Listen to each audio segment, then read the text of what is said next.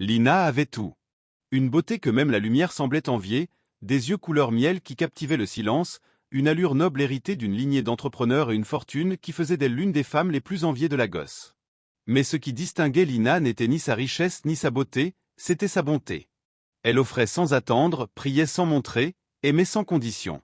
Et pourtant, c'est précisément cette lumière qui allait attirer son malheur. Son amie Mira était son reflet inversé. Là où Lina brillait, Mira observait. Elles s'étaient rencontrées à l'université, unies par leurs rêves, leur foi et une promesse silencieuse. Être sœurs pour la vie. On les voyait partout ensemble, conférences, voyages, galas. Lina finançait des orphelinats, Mira l'aidait à gérer les projets. Ensemble, elles semblaient invincibles. Jusqu'à l'arrivée d'Adrian. C'était une soirée d'affaires sur Victoria Island. Adrian apparut dans la salle comme un écho grave. Grand, posé, vêtu d'un costume qui respirait la réussite. Il parlait peu, mais chaque mot semblait peser. Lina le remarqua d'abord, ou du moins le cruel.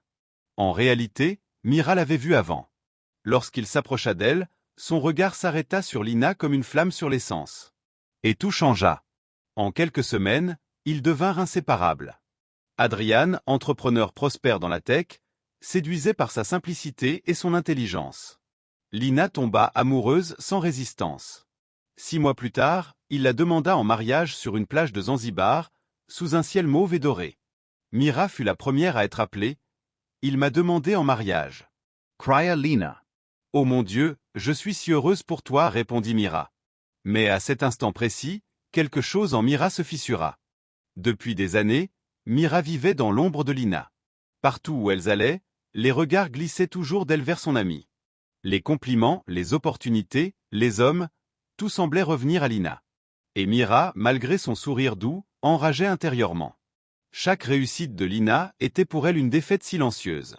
Alors quand Adrian, celui qu'elle avait remarqué la première, choisit Lina, la jalousie devint une douleur qu'aucune prière ne pouvait apaiser. Un soir, elle annonça à Lina, « Je pars au village quelques jours, j'ai besoin de voir ma grand-mère. » Mais ce n'était pas un voyage familial. C'était le début d'un pacte. Au bout d'un sentier rouge couvert de brume, Mira rencontra Baba Osei, un guérisseur dont les rumeurs disaient qu'il pouvait rétablir l'équilibre du destin. Assise devant lui, la voix tremblante, elle dit « J'en ai assez d'être invisible. Je veux qu'elle ressente ce que moi j'ai ressenti toute ma vie. » Le vieil homme la fixa longuement, ses yeux la perçant jusqu'à l'âme. « Tu veux détruire sa lumière ?»« Oui, murmura-t-elle. Juste un peu, qu'elle perde ce qui la rend irrésistible. » Baba Osei soupira et sortit une petite fiole contenant un liquide trouble. « Trempe un fruit dans ceci. Fais-lui manger. Ce n'est pas une mort, mais un effacement. Son éclat s'éteindra lentement. Mais souviens-toi, ajouta-t-il gravement, si ce liquide touche le sol, tout reviendra vers toi plus fort. » Mira hocha la tête, sans vraiment écouter. L'envie l'avait déjà rendue sourde à la raison. Quelques semaines plus tard, Lina dînait chez Adrian. La soirée était parfaite, musique douce, chandelles, promesses murmurées. Rentrée chez elle, elle prit comme toujours une pomme avant de dormir, un rituel qu'elle suivait depuis l'enfance. Elle ne savait pas que ce soir-là, le fruit avait été trempé dans la malédiction. Le lendemain, son corps la trahit. Fever, vomissements, vertiges.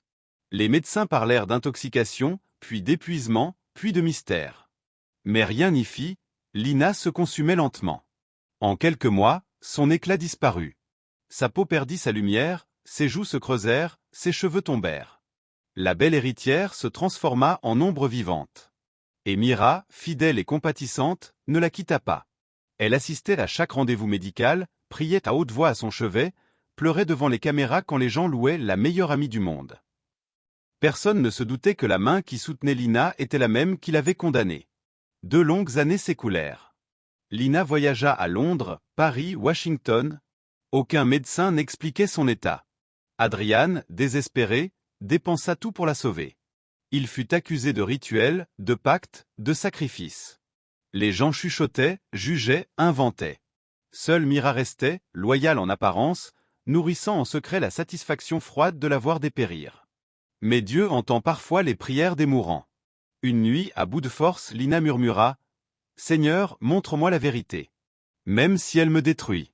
Je veux juste savoir. » Et quelque part, dans le monde invisible, la prière trouva un écho. Un matin, alors que Lina faiblissait encore, Mira ressentit une douleur atroce.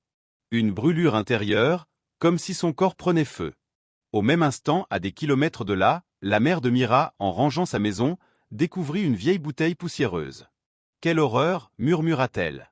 « Ça sent la mort. » Sans réfléchir, elle versa le contenu dans l'évier. Le liquide toucha le métal, et le monde bascula. Lina, dans son lit, sentit soudain une chaleur douce la traverser. La douleur s'en alla. Son souffle redevint régulier. La couleur revint sur ses joues. Pendant ce temps, Mira s'effondra dans son bureau, tordue de douleur. La malédiction avait retrouvé sa propriétaire. Quelques semaines plus tard, Lina marchait à nouveau. Les médecins parlaient de miracles, les journaux d'un cas surnaturel. Mais Lina savait, sa prière avait été entendue. Puis un jour, son téléphone sonna. « Lina, viens me voir s'il te plaît. Je dois te dire quelque chose » murmura la voix brisée de Mira. Quand Lina entra dans l'appartement, elle eut le souffle coupé. Mira était méconnaissable. Amaigrie, grise, la peau collée aux os. « Qu'est-ce qui t'arrive » s'écria Lina. « Toi » répondit Mira. « Ce qui t'est arrivé, c'était moi. » Et elle raconta tout, le voyage, le guérisseur, la pomme, le mensonge. Lina chancela. Son amie, sa sœur, celle qui avait prié avec elle, était la main du mal. « Pourquoi » demanda-t-elle, la voix tremblante. « Parce que je ne supportais plus que tout appartienne. Ton éclat me brûlait. Je voulais juste te faire mal, un peu, mais le mal m'a dévoré. » Silence. Lina la regarda longuement. Elle aurait pu crier, maudire, frapper. Mais elle murmura simplement « Je te pardonne, Mira.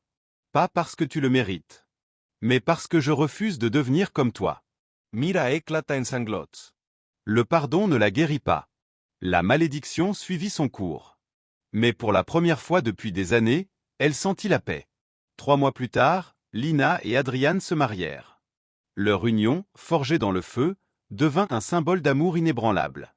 Ils fondèrent une association pour les jeunes filles, leur enseignant que la vraie beauté ne réside pas dans l'apparence, mais dans l'âme. Mira, elle, vécut recluse. Elle priait chaque jour, sincèrement cette fois. Elle apprit à aimer les autres sans se comparer, à féliciter sans jalousie. La douleur resta, mais son cœur changea. Un matin, 10 ans plus tard, elle écrivit dans son journal. « L'envie m'a détruite, mais le pardon m'a sauvée. On ne perd rien à célébrer la lumière des autres. Ce qu'on détruit par jalousie revient toujours nous consumer. » La trahison la plus profonde ne vient pas des ennemis, mais des cœurs qu'on croyait sûrs. Et parfois, le plus grand miracle n'est pas la guérison du corps, mais la libération de l'âme. Des années plus tard, Adrian, vieilli mais le regard apaisé, se tenait devant la tombe de Lina. Il ne s'était jamais remarié, portant le souvenir de son amour comme un précieux fardeau. Il avait appris la vérité, non par vengeance, mais par une nécessité de comprendre. Le nom de Mira n'avait plus le pouvoir de l'atteindre. Mira, quant à elle, était devenue une femme que personne n'aurait reconnue. Ses prières incessantes l'avaient transformée. Elle vivait modestement, consacrant sa vie à aider les plus démunis. Les rires des enfants qu'elle soignait, la gratitude des vieillards qu'elle visitait, avaient lentement pansé ses blessures. Elle n'avait jamais cherché le pardon de quiconque, sachant que seul le silence de son cœur pouvait témoigner de sa rédemption. La douleur de sa jalousie passée était devenue un rappel constant de l'obscurité qu'elle avait fui, mais aussi de la lumière qu'elle avait finalement trouvée. L'histoire de Lina et Mira devint une légende chuchotée, un conte sur les dangers de la jalousie et la puissance rédemptrice de la vérité et du pardon, non pas celui des hommes, mais celui qu'on se donne à soi-même. Leurs chemins, si tragiquement liés par le destin, finirent par symboliser la dualité éternelle entre l'ombre qui dévore et la lumière qui libère. Sur l'écho du cœur africain, là où chaque histoire vibre d'émotion, de courage et de sagesse. Des récits d'amour, de vie et de destin. Abonne-toi et laisse ton cœur résonner avec le nôtre.